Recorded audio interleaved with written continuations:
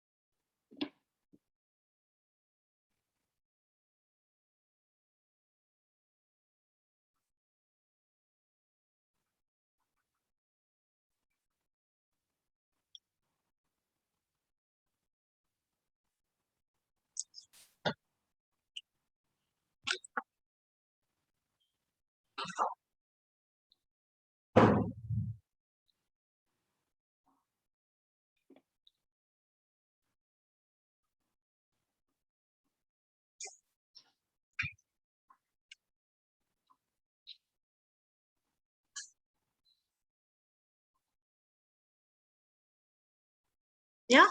All right. So we just got started. We've just shared the link with everyone. So I think people will start joining in some time. But I think we can definitely get started. We have Saptaswaran and Dipti here on the call. And maybe we can kind of get started with a quick round of introduction about Dr. Supriya. Again, so the reason we kind of thought it'd be best to have Dr. Supriya join us is because there is so much of misinformation around PCOS tests. And we are completely confused of what are the tests that are absolutely necessary and when to get these tests and when is the right time to kind of go ahead and get these tests done, right? So Dr. Supriya again is an MD biochemist from RV Metropolis, one of the most trusted labs and diagnostic centers in India. And it is fantastic to have you. She's done her MD from Bangalore Medical College. She looks at PCOS test reports day in, day out. So there wouldn't be anybody better than her to come in and speak on the topic. So, Doctor, is there something else that you would like to add in terms of, what is the kind of work that you do on a day-to-day basis, and what is it that you look at in the whole PCOS space? Sure. Thank you, Evelyn. Thank you for having me here. Okay, before we start out, I really want to appreciate the kind of work you've been doing so far. It's amazing content. I loved how you have, it's such thorough information that you have gathered and from such reliable sources on one platform, right? Such incredible work. And I'm like super excited to be adding my 2 cents out in here, right? Absolutely. Okay. Yeah, so yes, like you said, these days the test requests that we are having for PCOS have like increased tremendously, right? So because probably lot of women have problems with irregular periods, they have such symptoms showing for PCOS. So there are the test requests which are coming in itself is increased. And I agree for a common person it can be really intimidating, a whole list of hormone names which you are actually not familiar with or probably never heard of before, and you have a report which is in your hand and you're just anxious till your next appointment. It's very it's difficult for them to understand or interpret a report at that level, right? So when they just receive the report, so yeah, that's the people do ask us, we do whenever we release the report where they have doubts, they do come to us, telling, please ma'am, let us know what it's about. So we do help in that. So yes, PCOS has tremendously shown a gradual increase over the years. previously it was unheard of, possibly, but now you just know how much of a spurt of cases we've been seeing, right? And lab investigations play a very, very crucial role in aiding the diagnosis. So yes, I'm here to help interpret people, for people to interpret what these tests are basically about, why and when they are asked, so that, it will be easier later on for them if in case they just want to interpret it. Absolutely, absolutely, fantastic. So, to that, right? Do you see women kind of coming in into the diagnostic centers and proactively asking for a PCOS test, or they come in through a gynecologist most oftentimes? Most often it's through gynecologist, basically, because it's very hard for someone, a common person to think of a test at this level, right? Because these are advanced hormone level tests, which we usually do. Right. So it's usually through gynecologists who come in. But probably if it's for a follow-up, if they're aware and they're already diagnosed with a case and they are coming in for a follow-up, then probably they'll know what test they should request for, and they can just come in and ask for the test. Right. So starting with a very simple question, what is the whole gamut or the whole list of tests that somebody should definitely get done for PCOS? Right. One is diagnosis, and the second, as you said, that there might be some women who would probably proactively come in to the lab for a follow-up test, right? Or a diagnostic, Correct. not diagnostic, but like a follow-up hormonal test, right? So what are the tests when you're starting your diagnosis, and what are the tests for your follow-up in terms of your PCOS hormones? Right. Okay. So, I can just name the test for you, and slowly, step by step, we can, Absolutely. have a discussion as in why and when those tests are done. Right. Okay. So, previously, what they will ask you for is, depending on the symptoms. Okay. So, if the patient is going to complain of irregular periods, so the gynecologist is going to ask for tests on the hormones, which will have an influence on the ovaries, and which are regulating the menstrual cycles, right? So those hormones are primarily your FSH, LH, okay, and then to check out on the ovarian reserve, you can ask for AMH. Okay, these are very recent tests, but FSH, LH, and AMH. And prolactin also, they're seeing that so many PCOS patients, prolactin is on the higher side. So a lot of people request for prolactin. Right. Okay, so these are the tests that they can ask to check for the ovarian function. Okay, so the next thing that next symptom or complaint that they have is, having excessive hair growth, the male pattern hair growth that they say, which is common in PCOS, right? So that is probably they attribute it because of increased testosterone secretion, right? So now, because of that increased testosterone, normally women have very soft, vellus hair on the upper lips, probably, but here they're going to have terminal hair, like the adult pattern, in the adult. In the male sides of usual hair, like on the jawline, on the lips, or probably on the chest, on the back, right? So it is because of the androgen increase. So they will ask for androgen test, which is probably testosterone, right? So basically, you can ask for a total testosterone. There are different forms of testosterone. Like testosterone does not remain as such in the body when it's synthesized, right? So it can be broken up into further compounds, or precursors of it. You can check for it. So there are other different forms of testosterone we can ask, but whole in whole, let's take it as total testosterone and free testosterone. So apart from FSH, LH, AMH, prolactin, you will ask for testosterone, total and free, right? And the last one is insulin resistance, because most common problem that women of PCOS face is insulin resistance, right? So we'll have to check for the insulin levels.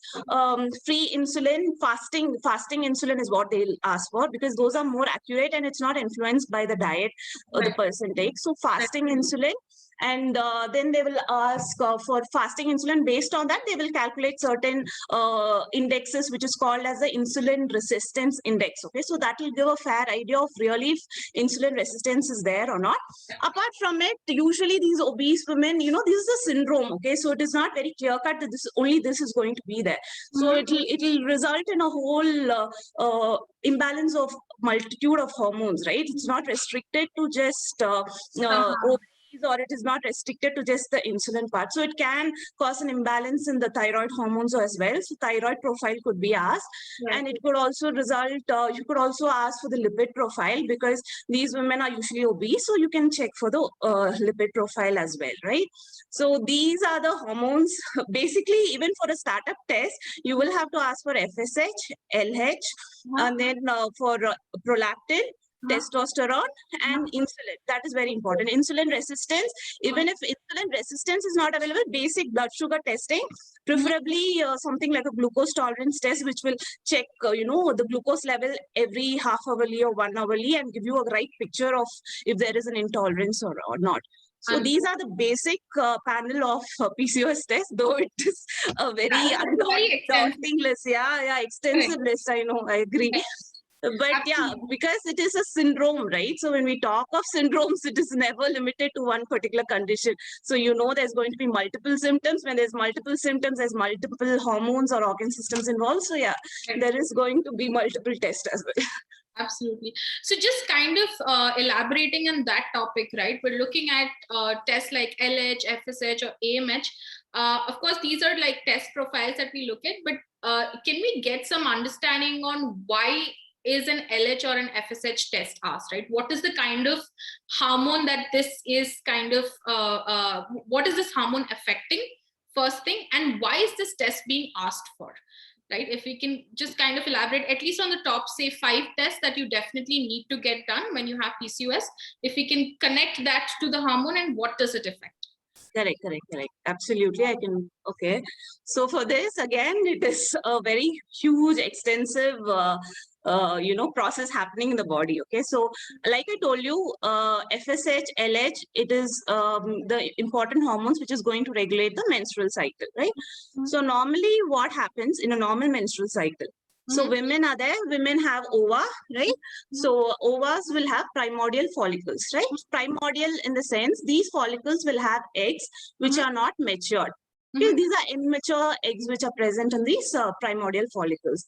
So what will happen is, during every cycle, one follicle will mature.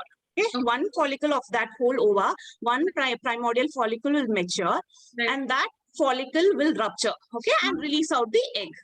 Now, this egg will then be taken up into the fallopian tube, and that egg will, it will be waiting for, if in case fertilization is going to happen. Right now, this ruptured follicle which is there will send out signals that, yeah, I have released the ova.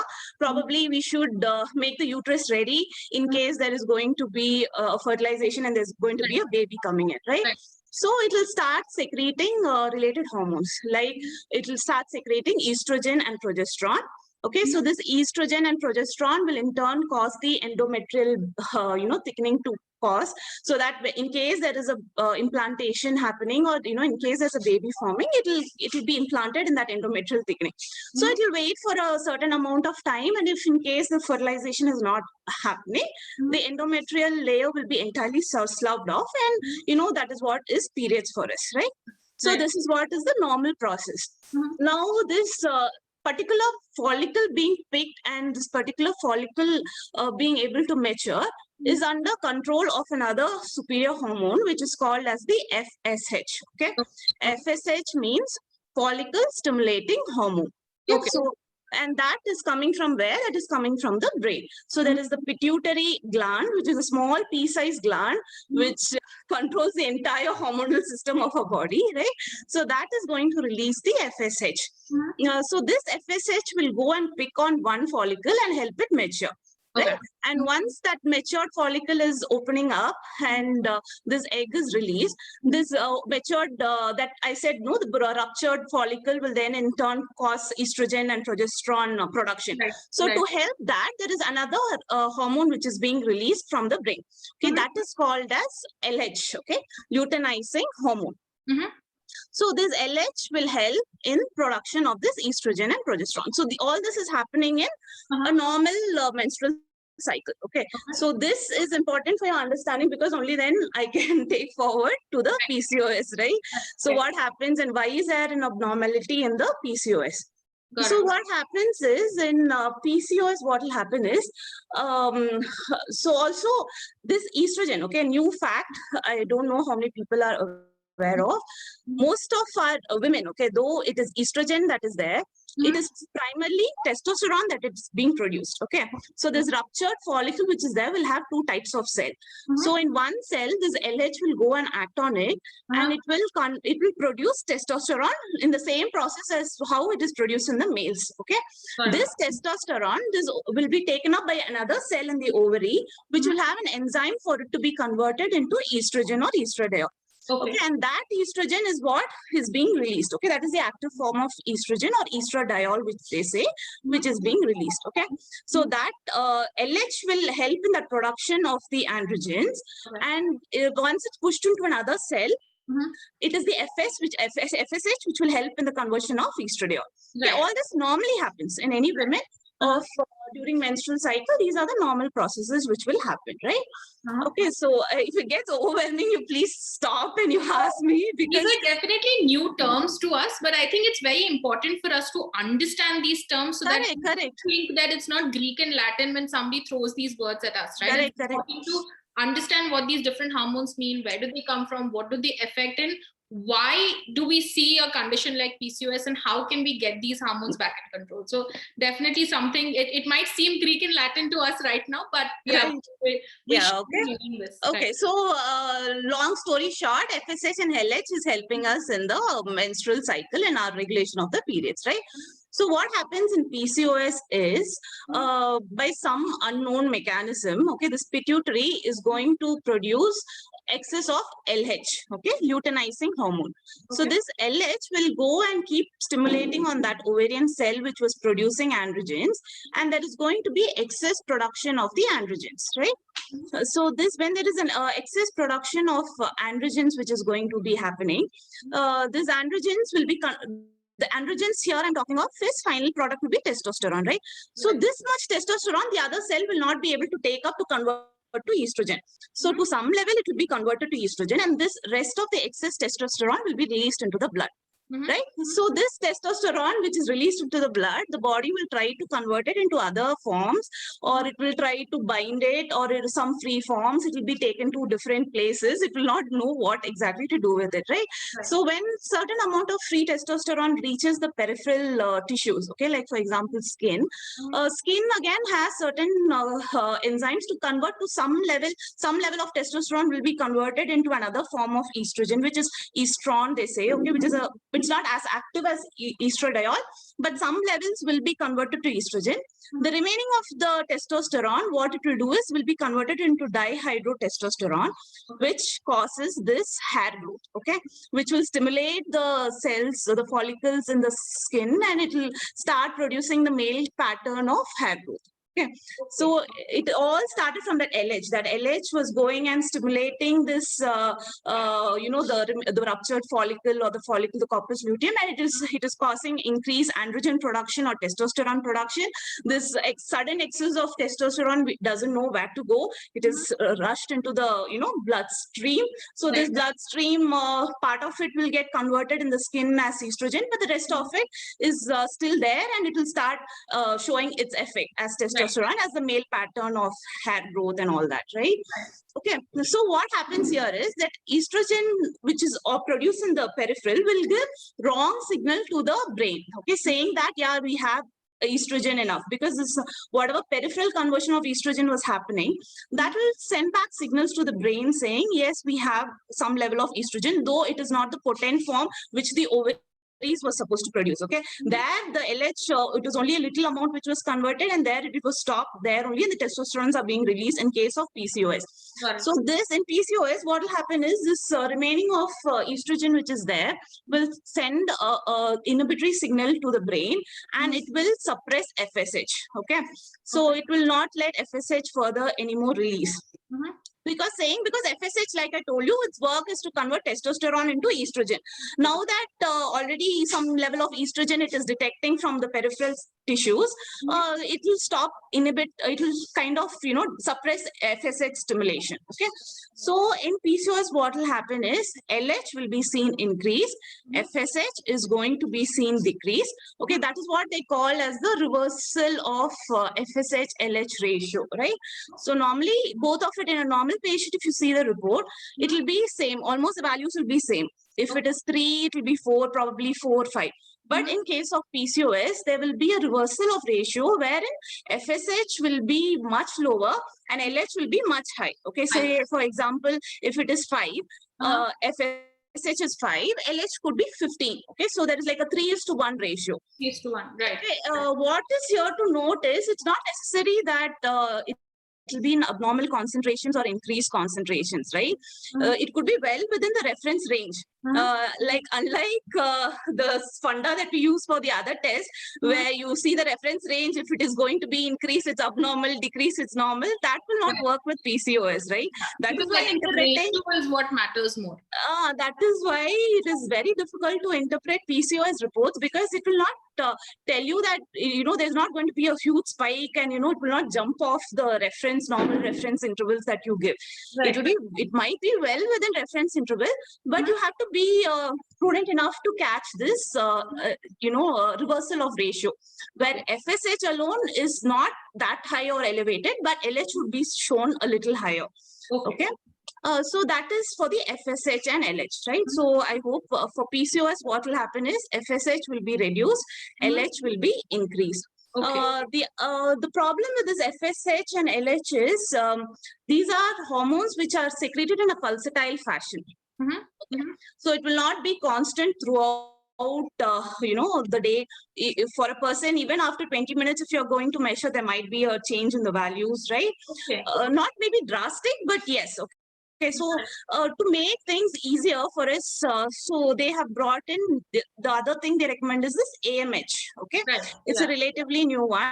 Right. This is called as the anti-Mullerian hormone. Okay, so anti-Mullerian hormone will give you the status of the number of primordial follicles which is present in the women's ovary. Right. Okay, so it is not influenced by the time of the cycle, or it is not influenced by any of the pulsatile this thing. Okay, so it is pretty constant. So people also request for this AMH value. In PCOS, this AMH, because the primordial follicles are all still there, it might increase, and AMH will be seen increased in PCOS, right? Okay. Another one is prolactin. Okay. So if you see, I told you FSH, LH is all coming from the pituitary, right? So that pituitary it doesn't restrict with only with FSH, LH. There is a whole lot of hormones which is coming from it. Okay. For the thyroid, TSH will come, prolactin will come, right? So when there is constant stimulation of that pituitary gland, along with LH, it will start producing in prolactin also. Okay. Okay. And so what is prolactin responsible for? Primarily? No, prolactin is actually supposed to be secreted in lactating women, right? Okay, so when women are lactating, women shouldn't, like, if you're not lactating, you should definitely not have prolactin. Would that be right? It's not like not have. There will be some level of prolactin secretion happening, but in lactating women, it will be much increased. Okay. So there is a normal cutoff which they say 26. Less than 26, everybody should have some level of prolactin will be seen in it, right? So a very excess of prolactin will be seen if the mother's lactating, if they're going to give, or some kind of tumors and all, it might be seen, right? Pituitary tumors. So that time the prolactin will be increased. Right. So what happens is prolactin, if you know, in lactating mothers, it is common to, it promotes anovulatory cycles, which means, they say lactation itself is a contraception because of this prolactin. Okay. Because this prolactin will not let this ovulation to occur as normal as what it is, right? So that is why they say during lactation, you are like, it's almost like a natural conception, though it is not. But yeah, they do say that, to some level, it will protect you from conceiving during that time, because probably most women during lactation, they don't even have their periods, right? Okay. Yeah, that is because of this prolactin which is there. So when this prolactin, along with this LH, when this prolactin level also is increased, it further aggravates the problem in cases of PCOS, and it further results in them not having regular periods. Okay, that's interesting to know. Okay, all right. Right. Okay. So So that we're we looking said, at, first thing with LH-FSH, we're looking at the ratio where the count of FSH is significantly lower than LH, and we're looking at mostly like a 3:1. Or 2:1 also probably. 2:1. Probably there won't be anything also, but 2:1, 3:1. Yeah, you can be pretty sure that yes, there is some. Right. And we're looking at higher levels of prolactin as well. Right? Correct. So Very we'll good. just take a brief minute there, Dr. Supriya. There's just one question by Dipti that has come in. She says, hi, I have asked to take an abdomen USG, thyroid test, TSH, blood test, and I got the report saying mild bilateral cysts in the sides of the ovaries, declared as PCOS. No other tests have done. Is it okay? Okay, so for this PCOS, you just can't go by tests or ultrasound. Okay, most important would be the clinical history and the signs and symptoms she's having, right? Does she have, what will count is if she has irregular periods? What will count is if she has that abnormal male pattern hair growth? Does she have some, few strands of abnormal hair growth? Apart from it, is she obese? Is she diabetic? Is her sugar well in control? So all of this is going to play a very crucial role in her diagnosis, right? So only ultrasound showing polycystic, showing follicles, or it is not evident of PCOS. No doctor will treat you only based on that ultrasound, right? So they are not, they have to combine it with the other clinical signs. If your periods are regular, if you are having, if you're not having any kind of male pattern growth or anything, if you're not having any insulin resistance, if your hormones are all okay, and if only your ultrasound is showing an abnormal pattern there, then no doctor is going to treat you, right? You are not PCOS, you can't categorize it. So there is something called as a criteria, like a Rotterdam criteria that they say, where it's a combination of few things like USG also should be there. There should be also the clinical signs like irregular periods or hyperandrogenism, like, testosterone is increased and the resultant symptoms should be there. At least 2 out of those 3 things should be there for them to classify or diagnose you as PCOS and treat you for it. So only based on that, they will not do it.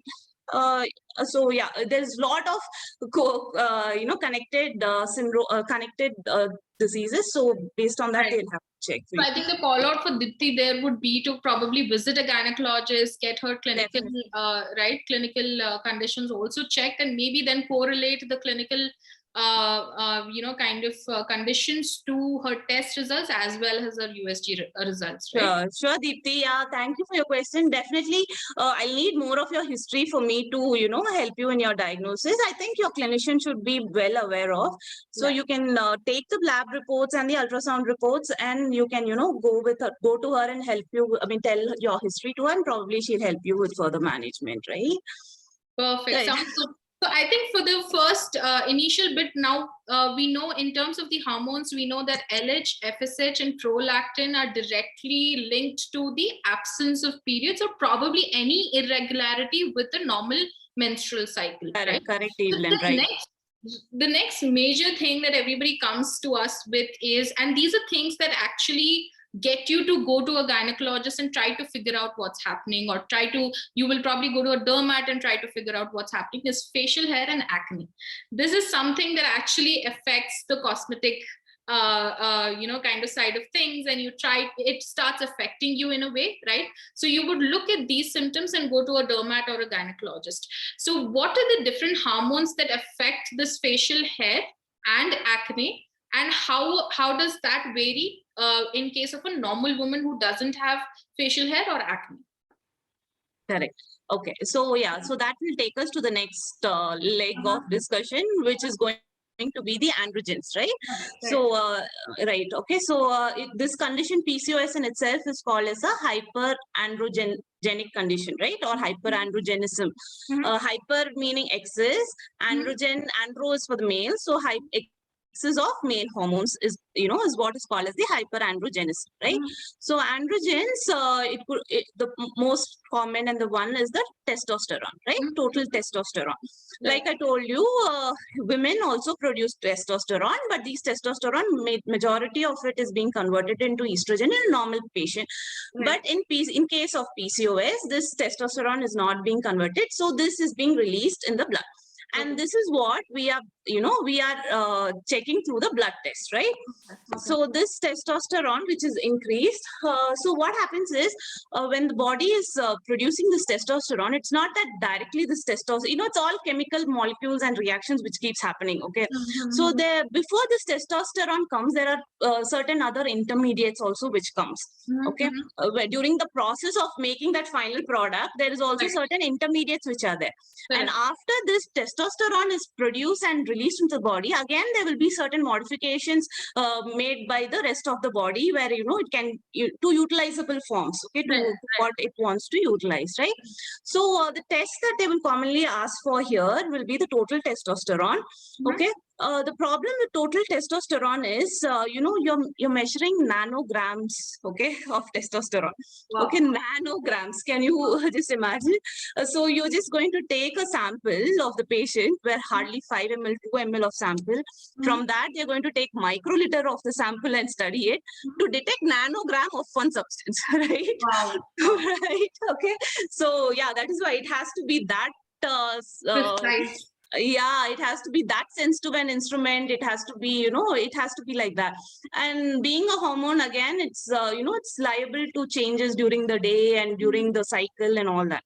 So that is why to even more, strengthen the diagnosis, right? Even more to strengthen what you're finding, they add on few other tests, right? So along with the total testosterone, the testosterone which is released into the body, some of it will be remaining free. That free testosterone is what is called as the active testosterone. So it has to circulate through the body, right? So some will remain as free testosterone. Some will be bound to certain proteins, okay? The proteins in the body will act as carriers. So it will try to pick it up and go, leave it at different places. So that could be albumin or, something called as SHBG, which is a sex hormone binding globulin. So that will act as this transport vehicle for this testosterone. So some will be bound to it and some will be present as free testosterone. Okay. So that is why your test becomes more reliable when you're going to add along with total testosterone will include everything. It will include the free testosterone as well as the SHBG, as well as, the everything it will include, and it will give you a whole picture of it. It will include the free as well as the bound forms of testosterone rather. Okay. So when you are measuring free testosterone, it will give you a more accurate idea of really if there is a testosterone increase or not. Simply because this albumin, globulins, it could be affected by other conditions as well. Right? And particularly in PCOS, if I'm going to talk of, SHBG is seen to be reduced in PCOS. Okay. So free testosterone levels will be seen more increased. Okay. So total testosterone and free testosterone will be seen increased in PCOS. Now, apart from this, androgen increase, it is not the steroids, the sex hormones which are produced are not restricted to only the gonads, which is the ovaries or the testes in male, right? So there is also the adrenal glands, which is going to play a role.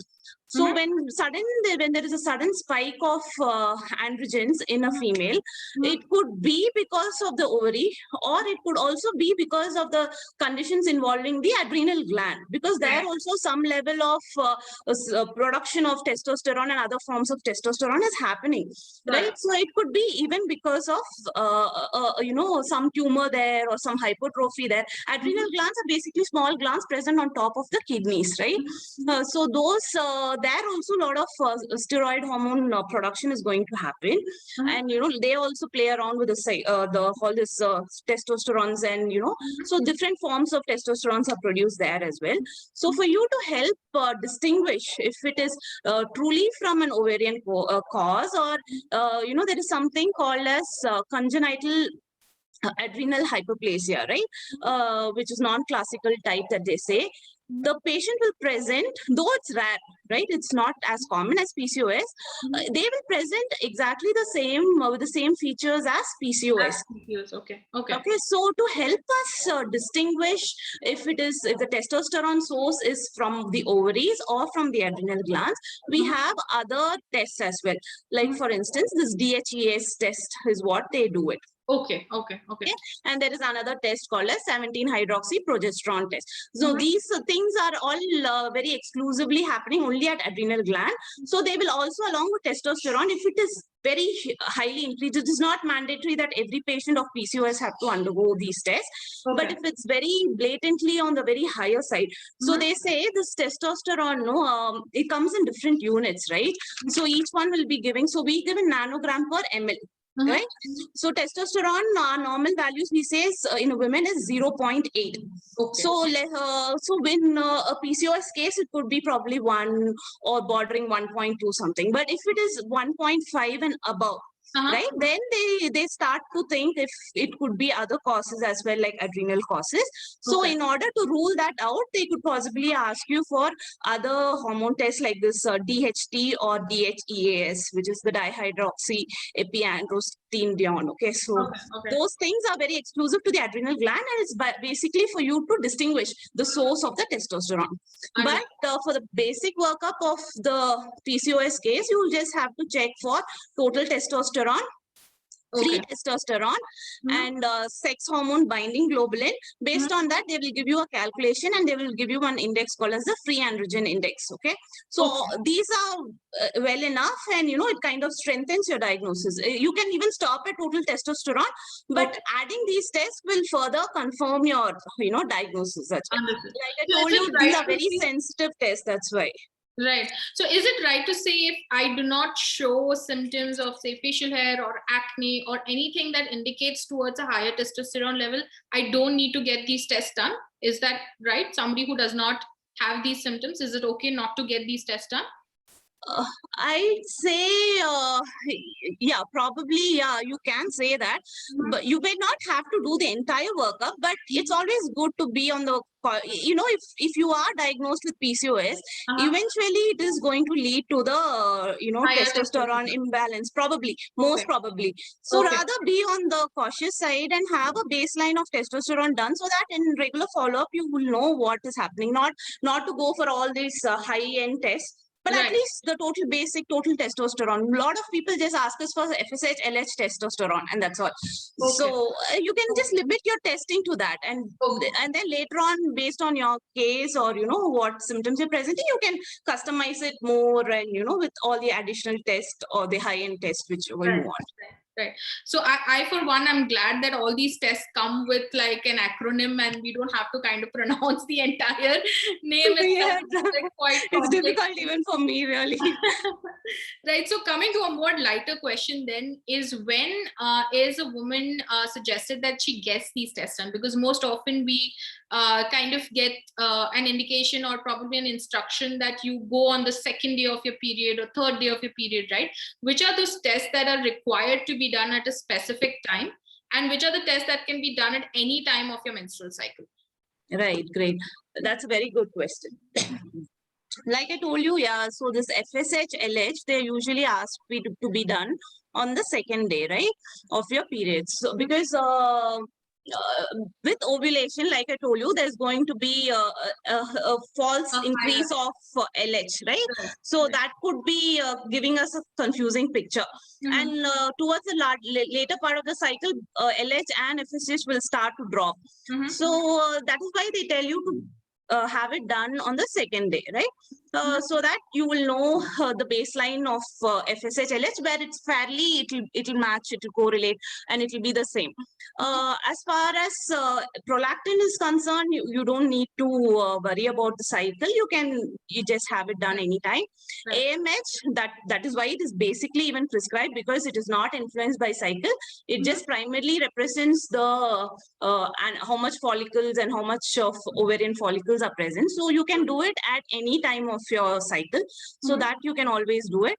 Testosterone also, probably there's no such specific timing or anything for you to do it. You can have it done. Yes. Sample requirement for insulin is definitely, you will have to do a fasting one. Right. Yeah, because again, because with food it might show variations, and it may not give us a very accurate picture. So fasting insulin, yes, but otherwise, apart from FSH-LH, I think you can do the rest of it at any part of during your cycle. Understood. So coming to insulin resistance, right? This is something that we've been seeing, like almost 60 to 65% of the women with PCOS definitely have insulin resistance, right? So in that case, what are the different tests that are prescribed? And is this a common, test that is prescribed to everyone who enters a doctor's clinic? Or is it restricted if there are some signs and symptoms that are seen? Insulin test, no, insulin test is not prescribed to everybody who's going to be entering a doctor's clinic at all.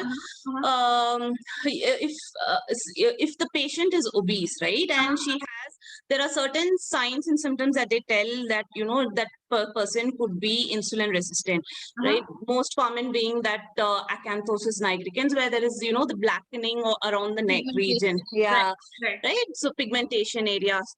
So only in such cases they would ask, but probably they could they will ask for a GTT or a blood glucose. That is recommended in all cases that they are suspecting PCOS, right?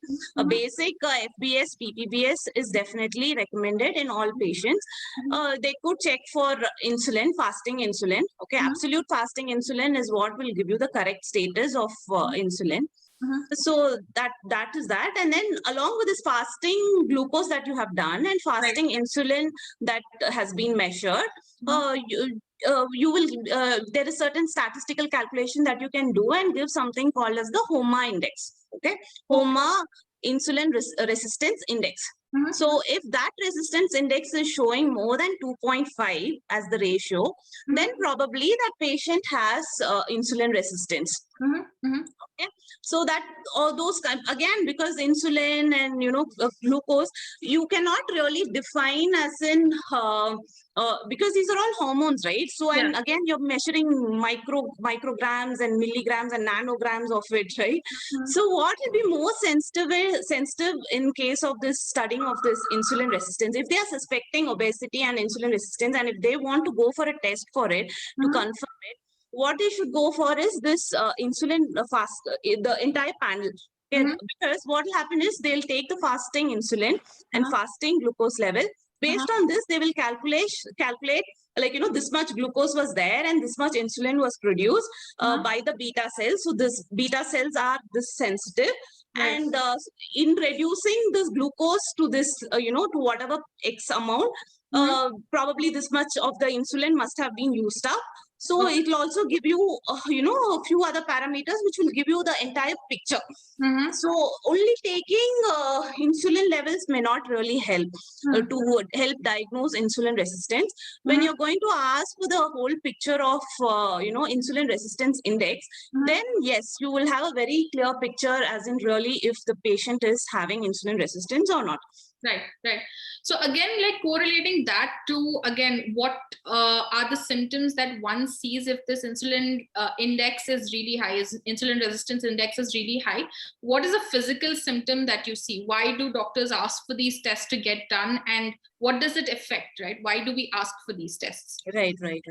So what happens is insulin is a fairly common hormone that we have all come across at some point in our life, right? Unlike this FSH, LH, which are very rare, right? Okay, so this insulin, what happens is, what it does, it helps lower the blood glucose level. Right. Okay, so how does it do it?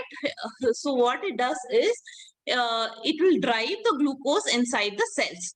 Okay, Mhm. inside all the cells of the body, so that that glucose can be used up to provide energy, or it could be stored if already sufficient energy is there. Mhm. So that is how it lowers the blood glucose levels. So Mhm. insulin will drive the blood glucose inside the cells. Mhm. Mhm. Okay, so in case of insulin resistance, what happens is you're consuming food. Okay, in response of it, insulin is produced. Now, this insulin is trying to push the glucose inside the cells, Okay. but these cells are being resistant to insulin. Okay, Okay. it is not ready to accept the glucose inside.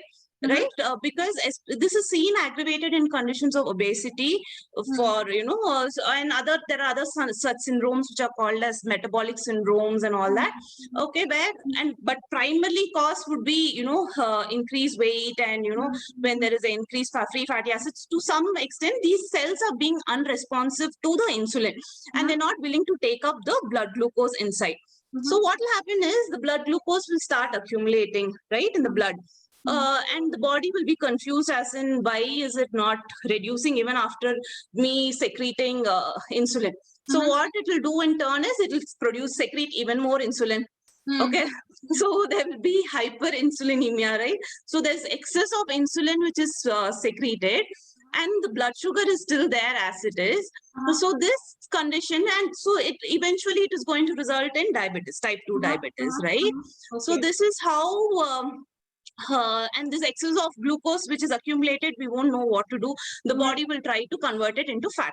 So that is how it will eventually lead to a deranged lipid profile as well, right?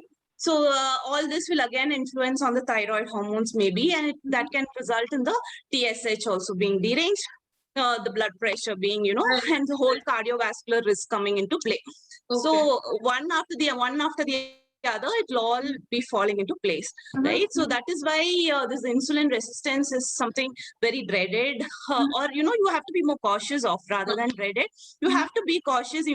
And most commonly, it all starts with just losing weight. Right? I've seen these men saying, for whatever condition you go to the doctor, they just say lose weight, lose weight, lose weight. Whatever you have, you just lose weight, right? Absolutely. Yeah. But because this weight can cause so much of havoc in the body, once you settle weight, everything else will fall in place. That's probably why it is. So that is how this insulin resistance, is in PCOS. What happens is, again, this insulin resistance is seen. Okay, so these patients eventually might have glucose intolerance, which is leading eventually to diabetes. And again, the related risk, all the thyroid hormones might be deranged, lipid profile may be deranged. They might have more of cardiovascular risk. And this insulin also will, excess insulin also seem to stimulate the ovary to produce more of testosterone.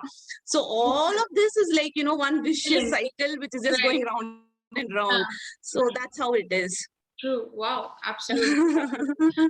So this is, we've taken a brief look of what are the tests that we get done for diagnosis, right? But most often when we talk to women, especially who come to us who've already got diagnosed with PCOS and have been struggling to find a solution for it, right?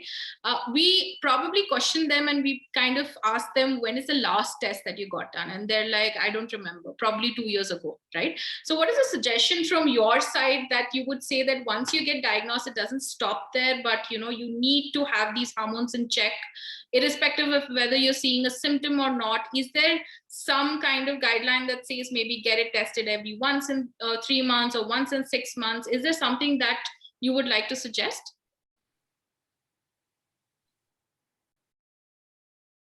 Dr. Supriya? Yeah. Are you able to see me? Yes. Yeah. Sorry, I think I had some network issue. Yeah. Yeah, I was hearing a question. Yes. Right.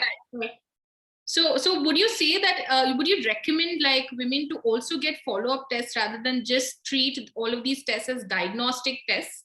Because we're seeing, like you said, there might be an graduated result of very high insulin resistance into eventually leading into diabetes or probably a CVD, right?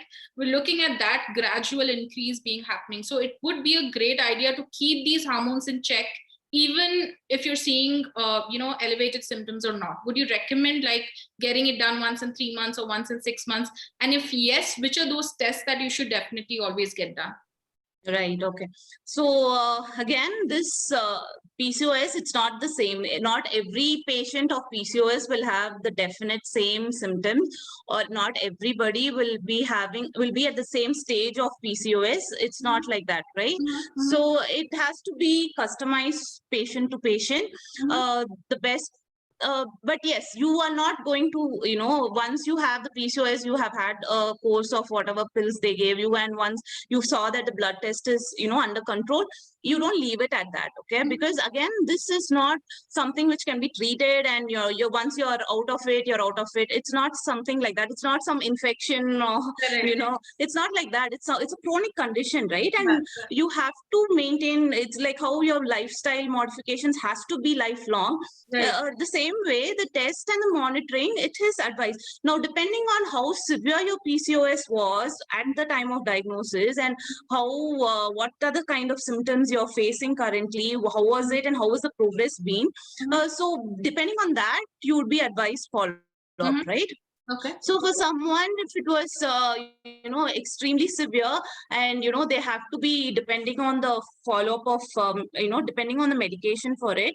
So probably they can have a follow-up as often as 6 months, okay? Basic follow-up, your blood sugar, you have it checked, your FSH, LH, you have it checked, probably a testosterone, if you're having that kind of any kind of symptoms. That's it. That's all you have to do it, right?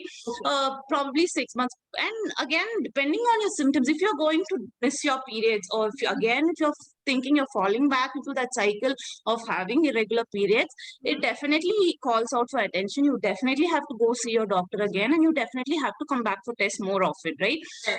So this patients, I request them that they don't put it aside, that it's not the 5-day course antibiotics that you're going to take and you're done with it, right? So this is a lifelong condition. It can keep coming on back, okay? So it is all on the hormones. So it's good that you keep following it up, as in case to case, depending on what your doctor tells you, right? If it's a mild PCOS where you just saw mild, on the borderline values, and you are just told to reduce weight, and everything has fallen back in place, and then probably, you could do it once in a year. More than but just the basic test, like your glucose level, like I told you, right? The fasting and this thing, your FSH, LH, if it's required, at least the glucose, if not anything, at least the glucose, because that is what we are dreaded of, okay? The long-term complication of it is the metabolic syndrome is what we are actually dreaded of. So the diabetes, which can result, or the thyroid imbalance, it can result. So you must be aware, of what your body is going through. If you are feeling something off the normal, you are definitely called out for the test. So there is no specific guidelines, because there is no specific symptoms or specific thing which will encompass the whole thing of PCOS, right? So depending on at your diagnosis how it was, your follow-up also will depend on it. So you might want somebody with a severe thing would require 6 months follow-up. Somebody might require even 3 months for on pills and who have withdrawn, and then again, they try starting a lifestyle without they based only on the lifestyle modification and not depending on your pills.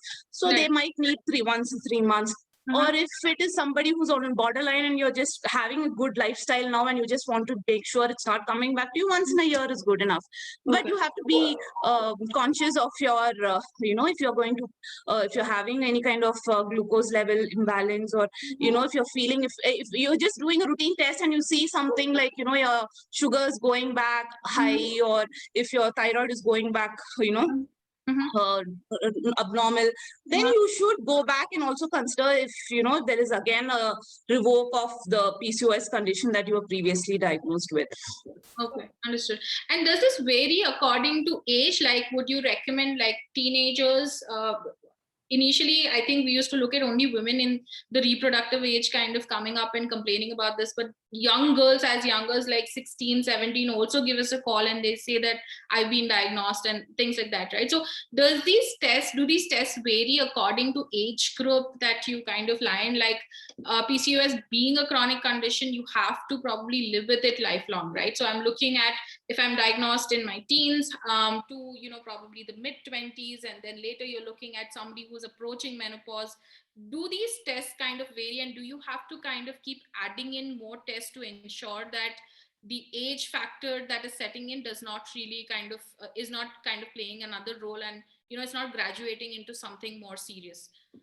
Correct. Very nice question. Yeah, the PCOS in adolescent is again a very emerging condition which we are seeing very often right now, probably because of the lifestyle changes, huge intake and less of physical activity and more of junk food, and because of the entire lifestyle modification. But as far the test is concerned, it depends. Okay, again, if the child, if it is somebody of 9 years and 11 years, it's very difficult to diagnose PCOS solely based on tests and such conditions, right? Because again, FSH, LH and all, pre-pubertal range is completely different from what a reproductive age will be happening. Okay. So apart from it, they might ask for thyroid hormones and glucose. Mostly they will go by the glucose and the insulin panel, rather than having this FSH and LH. They could see probably a slight increase in LH, they might suspect. But again, this range, the reference range, the tests remain the same, but the reference range for the adolescent children would be completely different. And it is in fact actually a challenge to diagnose, because you imagine even for an adult, it is only, in such small quantity which is, is secreted, which we are measuring. In nanograms, we are measuring. In micro international units, we are measuring, right? So for children, it will be even more suppressed. Normally, LH has to be really suppressed in pre-pubertal age group, right? So to detect that level of LH, you need a very high sensitive equipment and very reliable testing that you have to do. And it mostly has to go by your clinician's intuition, right? More than anything, right? Proactively, they'll definitely tell the child to lose weight, and they can't start hormones for such a small child, unless and until it is something really if it really warrants it, right? Until and unless without medication they can't treat. So yes, but as per the test is concerned, it is the same panel of tests, but the reference ranges, everything is going to change depending on the pre-pubertal it is done or post-pubertal it is done. And apart from the hormones, they'll rather depend on the checking on the fasting insulin and the glucose and the thyroid profile, which will give a better picture as in how, and they can wait for they might, depending on how the menstrual cycle is setting in, and if it's going to be regular or not, they can wait till then, and then till then just be proactive and try to reduce your weight and change the lifestyle put them in more classes where they can be physically active, kind of changes you can do. Right. But yeah, as far the test is concerned, the reference range is such changed, but nothing apart from that. Okay, fantastic. So also, this is an interesting thing that we've been coming across these days, where a lot of people have been coming up with these questionnaires, which is more of a self-screen for PCOS, right? A lot of them out there kind of putting in classification questions like, for example, do you have facial hair? Do you have pigmentation? Do you miss your periods, right? And then coming down to a conclusion saying that you have PCOS, which can be very alarming for a person, because PCOS itself, again, is a very alien term for somebody who's not really familiar with it, right? So what's your take on that? And is it okay to rely on such classification systems, or just based on screening of clinical conditions enough to come to a diagnosis and then start panicking about it? Yeah, it is the age of overdiagnosis and overthinking and overworking and whatnot, right? True. Okay, so in my scenario, I'll tell you what I most commonly face. So we give a report, you have a value, not just in concerned with any report, you give a value and there is a reference range, okay?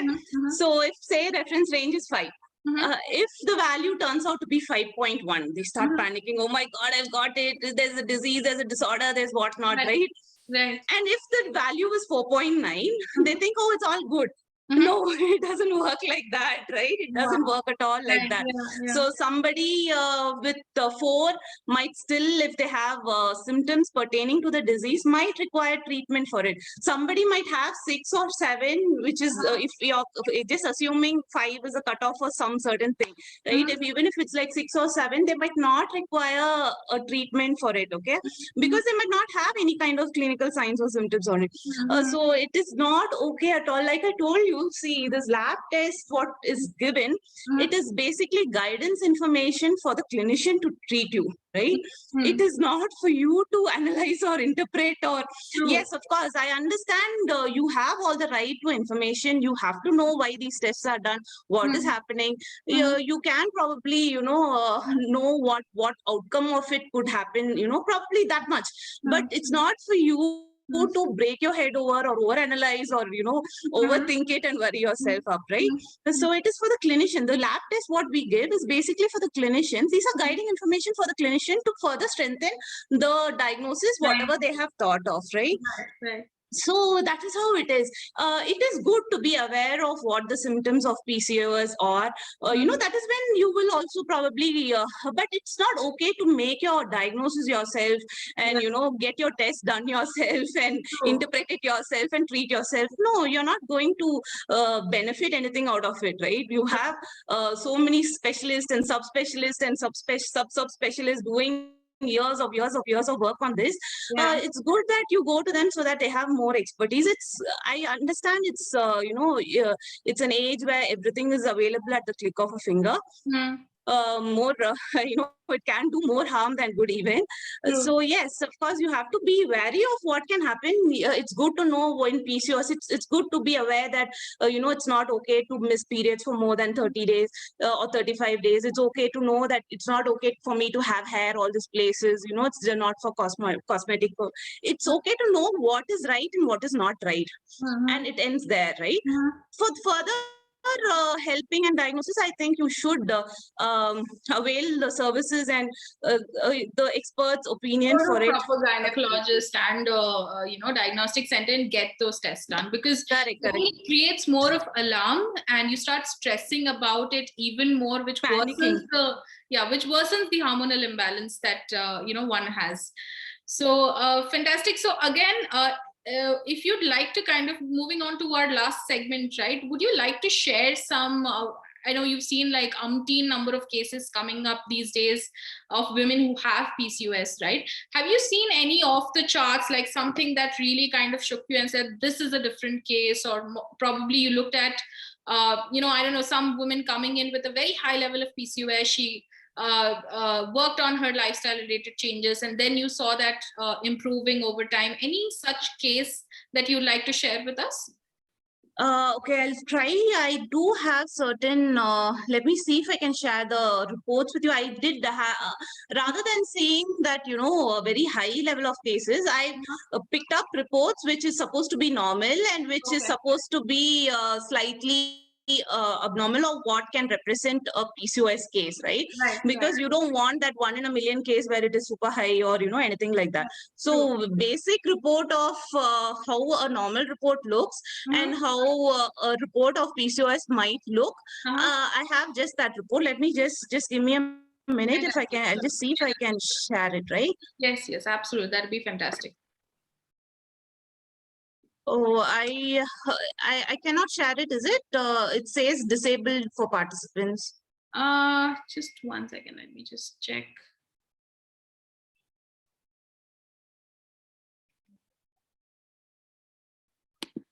Could you just check now? I think you should be able to. Yeah.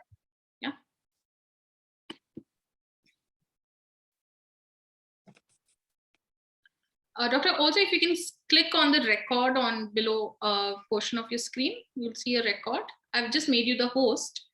So just on the bottom of your screen, you'll see a button like record or stop. It says stop. Should I stop it? Okay. So is it recording on your screen? It says stop. I don't see any sign. Then it's recording. It's recording. So yeah.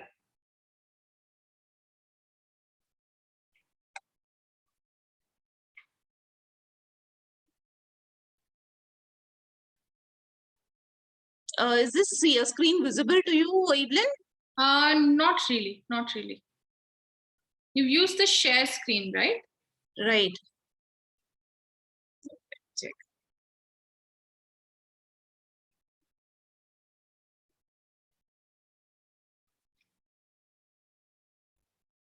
Yeah.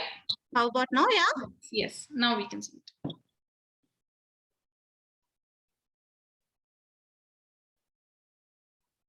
Okay, so this is a normal PCOD profile that you see. Okay, this is a normal report that actually, most likely to be getting in a patient who is normal, who's suspected of PCOD, but is not showing any kind of hormonal disorder, right? So if you see here, the FSH, it is 3.33 and LH is 3.87. You don't see much of a difference here, right? There is no reversal of ratio or anything. True. Prolactin, if you see, it is very well within limits. Right, up to 26 is considered okay, and this is very well within limits, 7.87. And testosterone, also they have asked, they had asked for free testosterone directly. So free testosterone again is much within range, and free androgen index also shows 1.50, right? Okay, so that was a normal patient basic test, FSH, LH, prolactin, and testosterone, right? So these are the basic tests which you are usually asked for, and this is the report that you see. Right. Now, this report, if you see, could be a patient who is having PCOS, because you see here, FSH is about 5, right? And LH, if you see, is about 15.16, right? Okay, so 3:1. Yes. Right. It could be 2:1 also, but you'll see a disproportionate relation between this FSH and LH, where FSH will look like it's reduced and LH will look. But again, if you notice, all of this is well within limits. You can't figure out if it is within the reference range or increase, because if you see, for each phase, you are cited a different reference range. And even if you take the least one, which is this follicular phase, it is very well within limits. You can't really point out and say, yeah, it's increased, right? But seeing the ratio, it will help that, yes, that, this LH is slightly increased than the FSH. And if you see prolactin here, prolactin also is slightly increased. Right, 26 is supposed to be the cutoff. Here it is 32. So probably the patient must be having PCOS. Okay. And further, they have also asked for the free testosterone levels, right? So free testosterone, when we have done, has come okay. Bioavailable slightly on the higher side. And when you see this free androgen index, if you see, it is clearly high, right? In women, it is considered 5% as the cutoff. So here, if you see, it is about 7.10. So probably she does have some hyperandrogenism. They will take it further, and if they need any other testosterone, like any other, if they want to rule out, they can ask for DHEAS, or they could ask for a dihydrotestosterone or androstenedione or anything. It depends on the clinician if they want to take it further or if they want to treat it there. And also this insulin index has been done, right? So if you see this insulin index, here is what you will concentrate on, the HOMA-IR index. Okay. Seeing the cutoff as 2.76, right? So more than 2.5 indicates insulin resistance. So 2.76 is on the higher side. So probably she has insulin resistance as well. So this is how a usual day-to-day PCOD profile that we see, usually it looks like this. Okay, all right. That's very interesting. Very interesting to kind of look at the report and kind of actually see like the difference that happens between all these different hormones when somebody is diagnosed with PCOS. Have you seen any kind of odd results where these levels are definitely high, but then they do not have PCOS, or probably turned out to be a different condition? Because irregular periods can be a causative factor for a lot of different conditions, right? So anything of that sort where it was kind of expected to be a PCOD case, but turned out to be like a different case? Anything?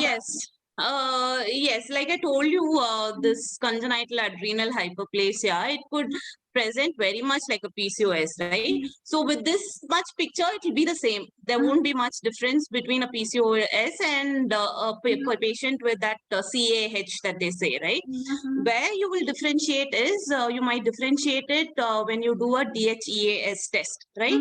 So when you do that, that DHEAS was seen very, very highly elevated. Okay, so then we kind of raised concern as in why it is raised so much, and then it was probably then evaluated, and then they figured out it could be because of an adrenal origin. Okay, so adrenal hyperplasia kind of condition. So that is when it usually happens.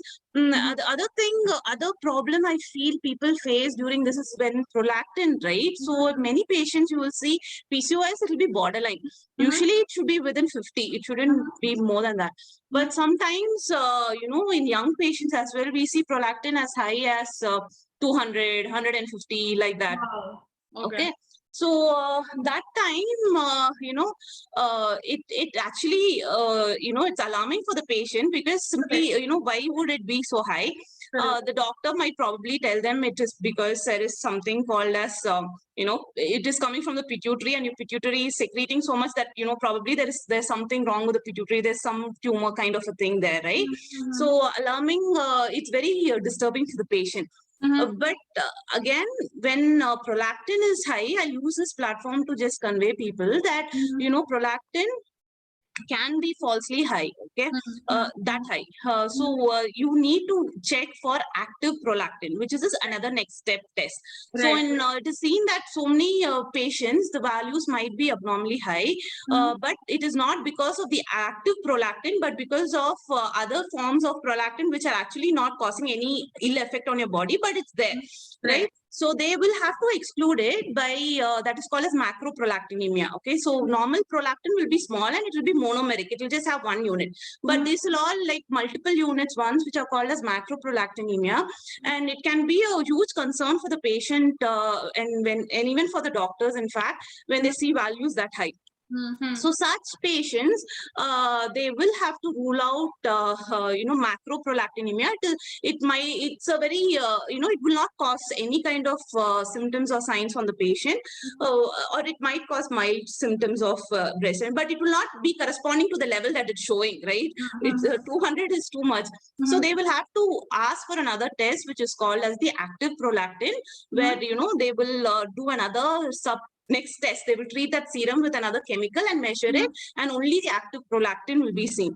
That kind we have seen, because it might show 200 and then we treat it and do it, it might come to 30 or 40.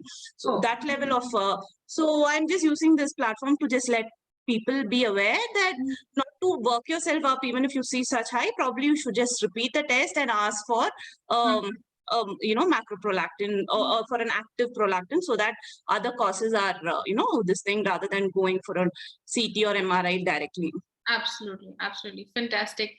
So yeah, that's the bunch of questions that we had on this session of diagnostics for PCOS and understanding the test results. But before I let you go, I'd like you to probably share a piece of advice for all the women who kind of go to a diagnostic center, get themselves tested, and there is that brief period of probably 24 hours before you meet your gynecologist, when you try to read your report yourself and try to, you kind of start panicking before even you go for your follow-up consultation with your test results, right? Any brief piece of advice that you'd like to tell them, and if they are going through their report, how to go through it and what to take from it and what not to overinterpret it?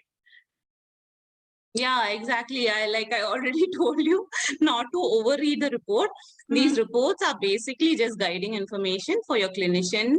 Okay, so you could just go through the report. You could, I've just told you how a picture might present in PCOS.